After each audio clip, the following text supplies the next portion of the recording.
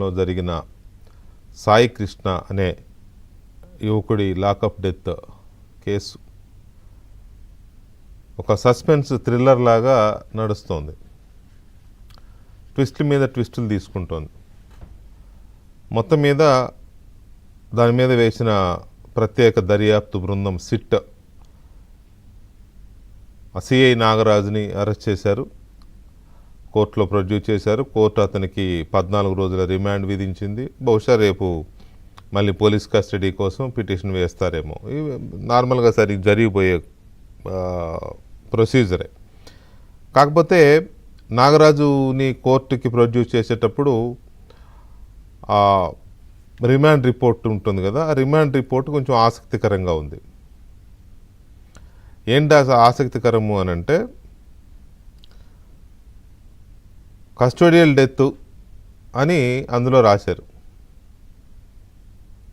చాలా క్లియర్గా. ఇది కస్టోడియల్ డెత్ అంటే కస్టడీలో, పోలీస్ కస్టడీలో జరిగిన మరణం అని సిట్ దర్యాప్తు బృందం, ప్రత్యేక దర్యాప్తు బృందం సిఐ నాగరాజుని కోర్టుకి ప్రొడ్యూస్ చేస్తూ ఆ రిమాండ్ రిపోర్ట్లో రాసిన చాలా కీలకమైన సెంటెన్స్ ఏంటంటే, దిస్ ఈజ్ కస్టోడియల్ డెత్.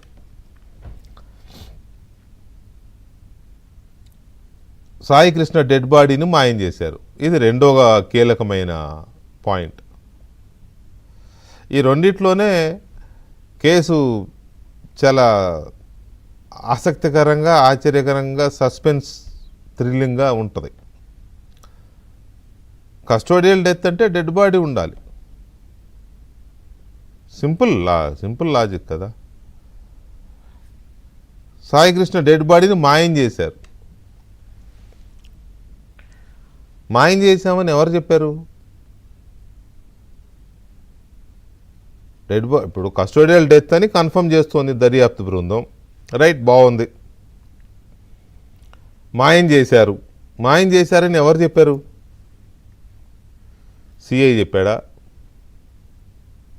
లేకపోతే మాయం చేసినప్పుడు సహకరించిన వాళ్ళు చెప్పారా? లేకపోతే మాయం చేస్తుంటే చూసిన సాక్షులు ఎవరని చెప్పారా? అవన్నీ ఉండాలి కదా. అవేమీ లేవు. ఒకటి కస్టోడియల్ డెత్, రెండోది డెడ్ బాడీని మాయం చేశారు, మూడోది ఎక్కడికి మాయం చేశారు? మాయం చేసినట్టు తెలిసినప్పుడు ఎక్కడికి మాయం చేశారో కూడా తెలియాలిగా.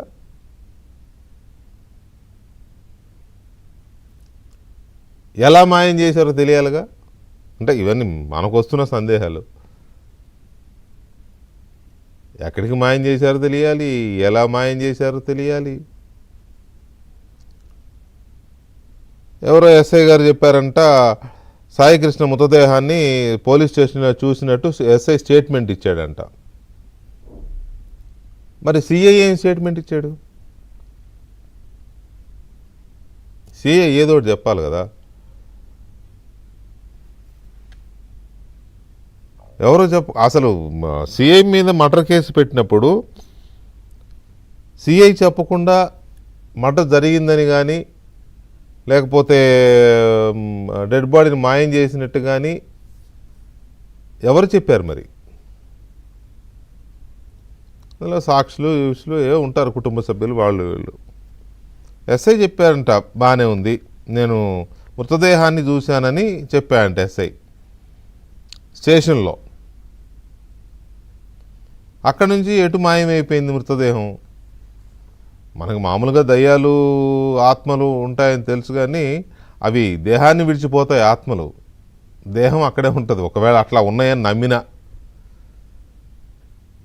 అది దేహం అయితే మాయమైపోదు కదా. గత నెల 6వ తేదీ నుంచి 8వ తేదీ మధ్య సాయి కృష్ణను పిఎస్లో చూసినట్టు కూడా ఎస్ఐ స్టేట్మెంట్ ఇచ్చాడు. ఇది అందరికీ తెలిసింది. వాళ్ళ మదరే చూసింది, ఎస్ఐ చూడటం ఏంటి? సీసీ ఫుటేజ్ డేటా డివిఆర్లో లేకుండా చేశారు.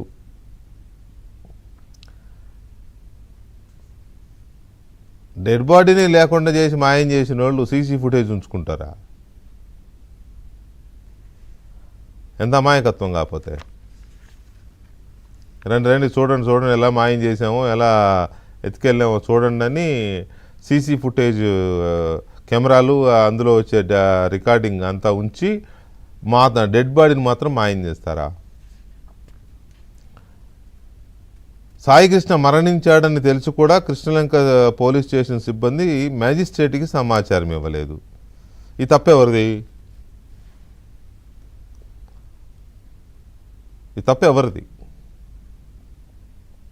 హెబియస్ కార్పస్ పిటిషన్ వేశారు అని తెలిసినప్పుడు పోలీస్ శాఖలో టాప్ టు బాటం అలర్ట్ అవుతుంది. టాప్ టు బాటం అలర్ట్ అయినప్పుడు హెబియస్ కార్పస్ పిటిషన్ మీద మ్యాజిస్ట్రేట్కి రిప్లై ఇవ్వాల్సిన బాధ్యత పోలీస్ శాఖ మీద ఉంటుంది.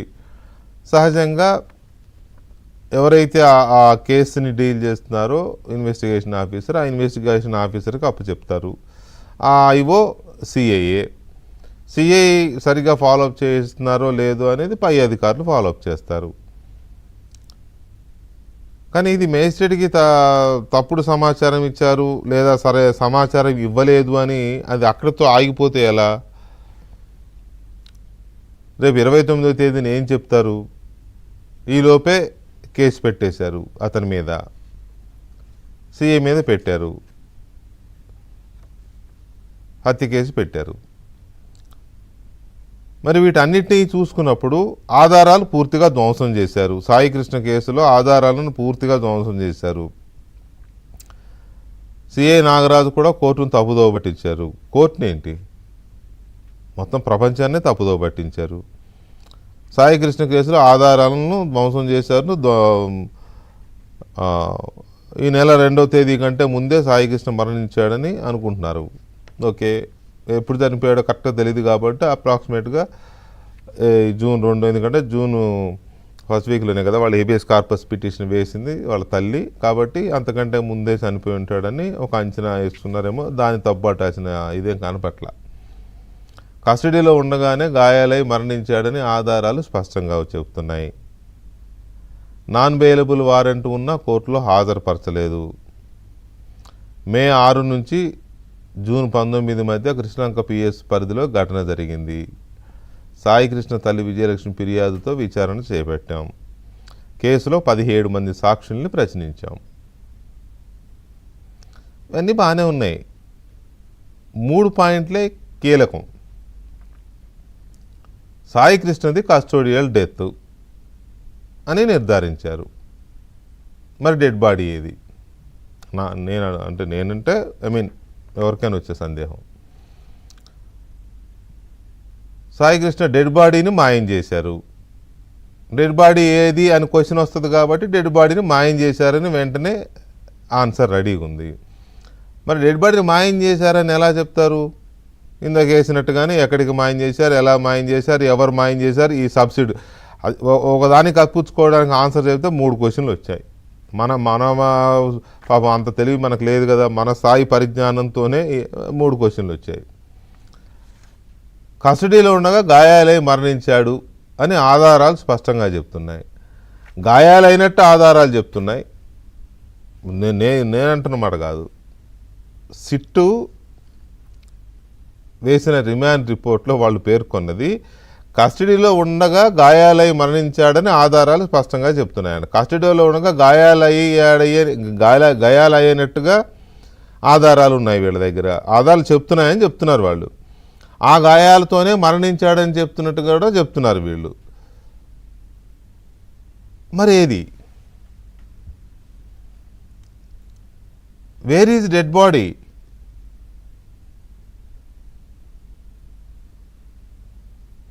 మృతదేహం లేకుండా మృతదేహం మీద గాయాలయ్యినట్టు ఆ గాయాల వల్లనే చనిపోయినట్టు ఎలా ఒక నిర్ధారణకు వచ్చారు? రిమాండ్ రిపోర్ట్ వేశారు, సరే ఓకే, మాది అతను మాయమై ఉన్నాడు కాబట్టి, అదృశ్యమై ఉన్నాడు కాబట్టి మ్యాజిస్ట్రేట్ గారు రిమాండ్ ఇచ్చారు, ఓకే, అది ప్రాసెస్. కానీ గాయాలైన అంటున్నారు, మరణించాడు అంటున్నారు, బాడీ దొరకలేదు అంటున్నారు, బాడీని మాయం చేశారంటున్నారు. 3 ఆన్సర్లు వాళ్ళు ఇస్తే 30 క్వశ్చన్లు రేజ్ అవుతున్నాయి. అసలు వీటన్నిటికంటే పరాకాష్ఠ ఏంటంటే, నేనో ఇంకొకరో ఎవరో ఒకళ్ళు ఒక పోలీస్ స్టేషన్కి వెళ్ళి నేను పలానా వాడిని హత్య చేశాను అని చెప్తే నా మీద హత్య కేసు పెట్టేస్తారా? వెళ్ళి పంచనామా చేయకుండా, శవం చూడకుండా, శవ పంచనామా జరగకుండా, పోస్ట్ మార్టం చూడకుండా, ఏ ఆయుధంతో చంపాడో తేల్చకుండా, ఎక్కడ చంపాడో చూడకుండా, ఎక్కడెక్కడ గాయాలయ్యాయో చూడకుండా, ఇతనే చంపాడని కారణాలు ఏంటి, ఇతనికి అతనికి ఏమన్నా పగలు కక్షలు కార్పణ్యాలు ఏమైనా ఉన్నాయో విచారించకుండా అదుపులోకి తీసుకొని ఇంకా ఇతరులు ఎవరిని విచారించకుండా ఎలా కేసు పెడతారు? డెడ్ బాడీ లేకుండా హత్య కేసు ఎలా?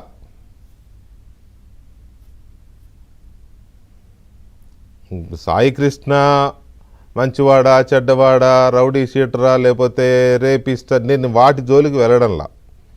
అతను రేపిస్ట్ అయినా రౌడీ షీటర్ అయినా పోలీసులకు చంపే అధికారం లేదు. అయినాయి కదా చాలా ఎన్కౌంటర్లు అంటే అయినాయి వాటి మీద విచారణ జరుగుతున్నాయి, నిరూపితం అయినాయా కాలేదా అది వేరే. మళ్ళీ ఇప్పుడు దాంట్లోకి వెళితే చాలా సమాధానాలు వస్తాయి. జగన్మోహన్ రెడ్డి గారే దిశ ఎన్కౌంటర్లో 4 చంపేసే ఎన్కౌంటర్లో అసెంబ్లీలో అన్నాడు హ్యాట్స్ ఆఫ్ టు కేసీఆర్ అని. అది ఎన్కౌంటర్, దొంగ ఎన్కౌంటర్ అని తెలుసు కూడా. అది వేరు. కానీ దిస్ ఈజ్ డిఫరెంట్. సిఐ మీద కేసు పెట్టారు. సిఐ మంచోడు అని కూడా నేను అనట్లా, అతను మంచోడని నేను అనట్లా, చనిపోయిన అతను మంచోడని నేను అనట్లా. కానీ ఇక్కడ హత్య కేసు పెట్టారు, డెడ్ బాడీ లేకుండా పెట్టారు. గాయాలైతోనే మరణించాడు అంటున్నారు. ఏ గాయాలు, ఎప్పుడు మరణించాడు? మాయం చేశాడు అంటున్నారు. ఎవరు చెప్పారు? పోనీ చెప్పినోడు ఎక్కడికి మాయం చేశారో చెప్పలేదా? ఎలా నిర్ధారణకు వస్తున్నారు మాయం చేశాడని? నేను ఒక కథ విన్నాను. కథ నిజమో నాకు తెలియదు. ఎవరో బాగా అక్కడ పరిజ్ఞానము లేకపోతే బాగా అబ్జర్వేషన్ ఉన్న విషయం చెప్తున్నాను, నేను చెప్తున్నా. అతని బాడీని తీసుకెళ్ళి జవహర్లాల్ నెహ్రూ బస్ స్టేషన్లో పడేశారంట. నేను విన్నది చెప్తాను. పడేశారని నేను హైదరాబాద్లో ఉన్నా, నాకెవరు విజయవాడ బాగా క్లోజ్ పోలీస్ తోట పరిచయాలు ఉన్న వ్యక్తి చెప్పాడు. బస్ స్టేషన్లో పడేశారంట. పడేసి మళ్ళీ వీళ్ళే గుర్తు తెలియని శవం అని చెప్పి ఆ కన్సర్న్ పోలీసులకు చెప్పారంట. వాళ్ళు ఏదో హాస్పిటల్ వాళ్ళకి ఇస్తారు కదా, వాళ్ళు 1 రోజు 2 రోజులు ఉంచారంట. ఉంచి గుర్తు తెలియని శవం అని చెప్పేసి క్రిమేషన్ చేసేసారంట. ఇది నేను విన్నది. అయితే అది కూడా ప్రొసీజరల్ ల్యాప్సెసే. గుర్తు తెలియని బాడీ దొరికితే యాజ్ పర్ రూల్స్ 2 వీక్స్ ఉంచుతారు మార్చురీలో. 2 వీక్స్ ఉంచి ఈ లోపల మీడియాకి నేర వార్తల కింద ఇస్తూ ఉంటారు కదా, ఆ కన్సర్న్ ఎస్ఐ మీడియాకి వార్తలు ఇస్తారు. ఇట్లా గుర్తు తెలియని నాకు తెలిసి ఫోటోలు కూడా ఇస్తారు. పేపర్ వాళ్ళు ఈ మధ్య ఫోటోలు వేయట్లేదు, కానీ మేము పేపర్లో పనిచేసినప్పుడు ఫోటో కూడా వేసేవాళ్ళం. గుర్తు తెలియని శవం అని చెప్పి ఫోటో కూడా వేసేవాళ్ళం, ఎవరన్నా చూసుకుని వచ్చి ఇది చేస్తారని. ఆ తర్వాత కూడా ఎవరు రాకపోతే అప్పుడు ఆ మృతదేహాన్ని దహన సంస్కారాలు చేసేస్తారు పోలీసులే. ఆ ఎలక్ట్రిక్ మార్చురీస్ ఉన్నాయి కదా, దాంట్లో క్రిమేట్ చేసేస్తారు.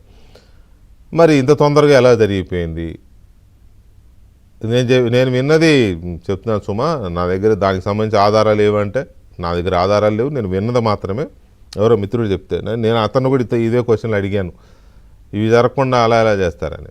సో ఇలాంటి సందర్భంలో డెడ్ బాడీ లేకుండా అది హత్య ఎలా అవుతుంది అనే బేసిక్ క్వశ్చన్ నుంచి ఈ దర్యాప్తు మీద డిబేట్ స్టార్ట్ చేద్దాం ఒక చిన్న బ్రేక్ తర్వాత.